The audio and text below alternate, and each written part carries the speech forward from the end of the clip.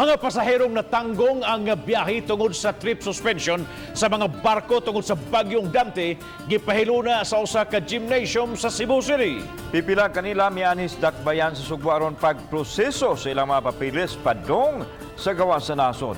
Apan ang uban kanila mo expire na ang swab test result nga rekisito sa ilang dapit. Aniya ang report.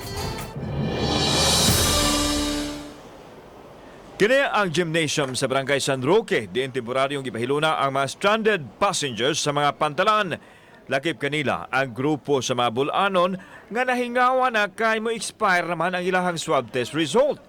Mianhi sila sa dakbayan sugbo aron maghikay sa mga papilis sa ilang paglarga sa gawas o gikinahanglang mobalik dayon sila sa Bohol samtang maghuwat sa ilang paglarga sa gawas sa nasod. Kaya mong swab may expire og mga 11. Kuhan daw na daw, alauna, pero ang kuhan sa LGU kay gipangutan naman may kanang musakay ba daw may ogwan kay endorse mi nila adto. We have 81 passengers. Sa Pier 1 doon ay 57 ang stranded. Sa Pier 3 doon ay 24. Nahatagan na sa sila og pagkaon pa last night.